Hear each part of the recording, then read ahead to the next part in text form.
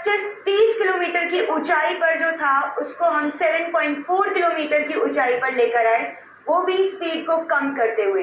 तो ये बहुत बड़ी चुनौती थी, क्योंकि इट्स लाइक एकदम से आपको रोकना है, आपने एकदम से ब्रेक लगाया पहले, तो 6000 की स्पीड से देखिए अगर कोई आ रहा है, एकदम से आपने पहले ब्रेक लगाया, ब्रेक लगाकर उसकी स्पीड कम की और फिर उसे एकदम से ऐसे नीचे चंद्रमा की तरफ आपने उसको नीचे गिराया। जी, एकदम से तो नहीं कहेंगे, पहले हम 7.4 पे पहुंचे, उसके बाद हमने उसे 50 डिग्री रोटेट करा लूनर सरफेस की तरफ, चांद की सतह की तरफ। उसके बाद 7.4 से हम उसे 6.8 किलोमीटर की ऊंचाई पर लेकर आए। स्पीड अभी भी हम कम करते जा रहे थे, और साथ ही साथ जब हम 6.8 पर आए उसके बाद हमने उसे 40 डिग्री और रोटेट कर दिया, जिससे कि वो जो चांद की सतह है उस पे 90 डिग्री बिल्कुल सीधा हो जाए, वर्टिकल हो जाए। और उसके बाद फिर हमने और उसकी स्पीड को कम करा, धीरे धीरे नीचे मूव करना स्टार्ट करा। जब हम 6.8 किलोमीटर की ऊंचाई पर पहुंचे, फिर हमने स्पीड को और कम करा। हमने साथ के साथ ये भी देखा कि कहाँ पर हमें अपना लैंडर लैंड करवाना है, वो कौन सी जगह है जहाँ हम लैंड कर सकते हैं, क्योंकि ये एक बहुत चुनौतीपूर्ण है। क्योंकि हम सबको पता है दक्षिणी ध्रुव पर जो क्रेटर्स हैं, जो गड्ढे हैं, वो बहुत ज़्यादा हैं। तो हमें एक समतल जगह चाहिए थी, ऐसी जगह चाहिए थी जहाँ आराम से वो लैंड कर सके। इसीलिए तो साथ ही साथ जो हमारा कैमरा था, जो साथ में ये भी पता कर रहा है कि यहाँ पर कोई हज़ार तो नहीं है, कोई दिक्कत तो नहीं है, उसको मद्देनजर रखते हुए उसको 6.8 किलोमीटर से फिर हम लेकर आए 800 मीटर की ऊंचाई पर। अच्छा, 800 मीटर की ऊंचाई के बाद हम अब हमारा क्योंकि 90 डिग्री पर हो चुका है, बिल्कुल सीधा हो चुका है 800 मीटर की ऊंचाई पर, फिर हम स्पीड को कम करते जा रहे हैं। हॉरिजॉन्टल स्पीड की मैं बात कर रही हूँ, अगर मैं ऐसे वर्टिकल स्पीड की बात करूँ तो ये अभी हम बढ़ा ही रहे थे। अच्छा, ये बताइए कि चंद्रयान 3 की जो दूरी है इस समय, हमारे जो दर्शक हैं उनके घरों से अभी चंद्रयान 3 इस समय कितना दूर होगा? लगभग 3,84,000। जी, अब सबके मन में ये बात आएगी कि 3,84,000 यानी लगभग 4 लाख किलोमीटर चीज जो दूर है, उसे हम यहाँ से कैसे कंट्रोल कर सकते हैं? क्या हम उसे यहाँ से रिमोट कंट्रोल से कंट्रोल कर रहे थे, या वो प्री प्रोग्राम था, ऑटो मोड में था? हाँ जी, ऑटो मोड में था हमारे पास ऑन बोर्ड कंप्यूटर से लैंडर में, तो उसकी मदद से यहाँ से हमने एक कमांड दी और उसके बाद फिर वो वहां से कंट्रोल हो रहा था। जी, अब सवाल ये है कि ये हमारा जो लैंडर है जी, ये वहां क्या करेगा, कितने दिन रहेगा और क्या करेगा?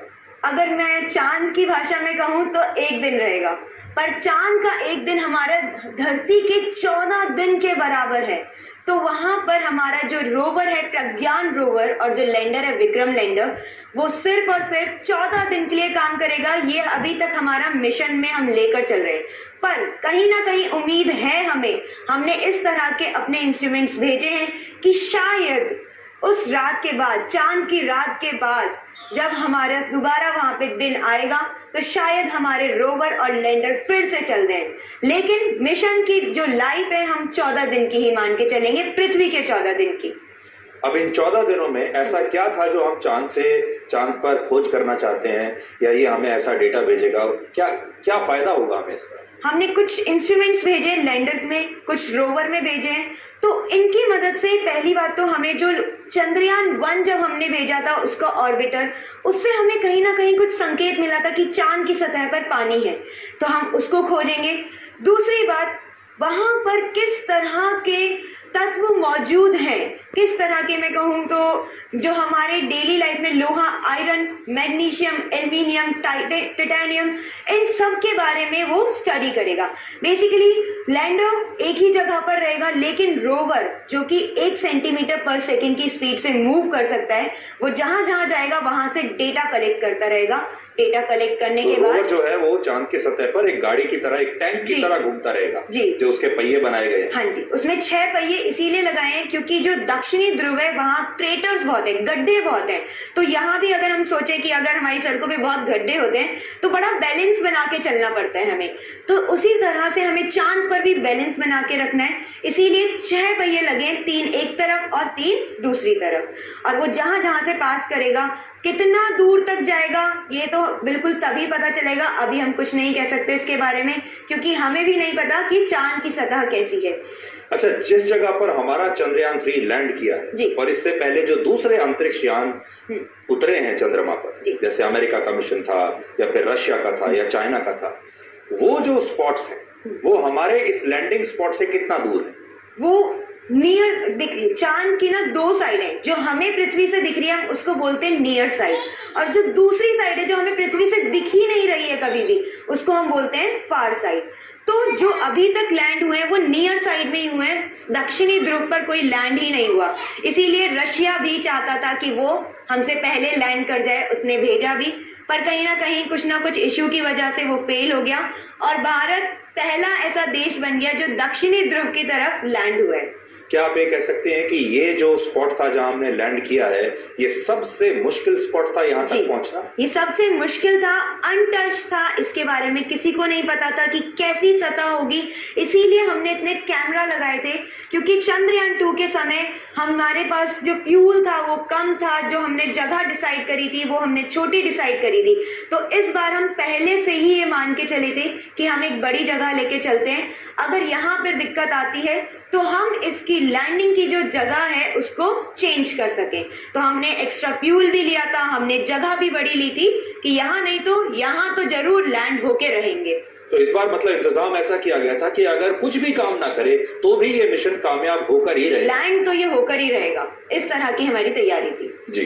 तो अब जो है अगले 14 दिन तक ये डेटा कलेक्ट करेगा और उसके बाद फिर ये हम इसको क्या मृत मान लें, या अब अगली बार जब कोई और किसी देश का मिशन वहां पहुंचता है या हमारा ही मान लीजिए चंद्रयान 4 पहुंचता है, तो क्या ये फिर उसके साथ कम्युनिकेट कर पाएगा जैसे चंद्रयान 2 ने वापस हमसे बातचीत करनी शुरू कर दी? जी, चंद्रयान 2 का ऑर्बिटर था इसलिए बातचीत दोबारा स्टार्ट हो गई, क्योंकि जो चंद्रयान 2 के ऑर्बिटर की लाइफ थी, उम्र थी, वो 7 साल थी। तो अभी लगभग 4 ही साल हुए, 3 साल और वो अच्छे से काम करेगा। इसीलिए चंद्रयान 3 में ऑर्बिटर नहीं भेजा गया था, क्योंकि ऑलरेडी वहां पर ऑर्बिटर रुका हुआ है। अब चंद्रयान के बाद, चंद्रयान 3 के बाद अगर हम कोई और मिशन भेजते हैं या कोई और देश भेजता है तो देख सकते हैं, लेट्स सी क्या होगा, क्योंकि जो हमारा दक्षिणी ध्रुव है वहां पर टेम्परेचर -280 डिग्री तक जाता है, और ऐसे इतने कम तापमान में जो हमारे इंस्ट्रूमेंट्स हैं, जो हमारी बैटरीज हैं, उनका वर्क करना दोबारा थोड़ा असंभव सा ही है। ताने, आप बच्चों को पढ़ाती हैं जी, हमारे युवाओं को आज ये बताइए कि चंद्रयान 2 सफल नहीं हो पाया था जी, फिर हमने मेहनत की और अब हमें सफलता मिली है। लाइफ मैनेजमेंट के हिसाब से क्या हमारे जो युवा हैं वो इससे सीख सकते हैं? जी बिल्कुल, हमें इससे सीखना चाहिए कि अगर हम एक बार फेल हो गए, हम ये नहीं कह सकते कि failure is the end, no, हमें फिर से कोशिश करनी है। जो गलती हुई थी, जो चूक हुई थी, उससे सीखना है।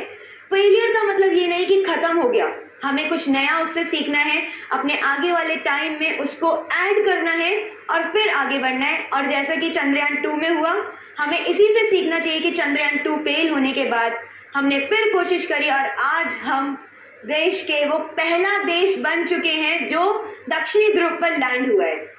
तानिया, बहुत बहुत शुक्रिया, आपने बहुत ही आसान भाषा में, सरल भाषा में हमारे तमाम लोगों को बताया। मैं विज्ञान का छात्र नहीं हूं, मैंने विज्ञान नहीं पढ़ा, और हमारे बहुत सारे दर्शक ऐसे होंगे जिन्होंने विज्ञान नहीं पढ़ा होगा। हमने बस स्कूल में तो पढ़ा है लेकिन कोई विज्ञान में स्पेशलाइजेशन नहीं किया है, और जिन्होंने बहुत ज्यादा आगे तक विज्ञान नहीं पढ़ा है उन्हें कई बार ये समझने में दिक्कत होती है, लेकिन आपने बहुत अच्छे से समझाया। थैंक यू वेरी मच, आपका बहुत बहुत शुक्रिया। Thank you so much. Rakesh Sharma माहिती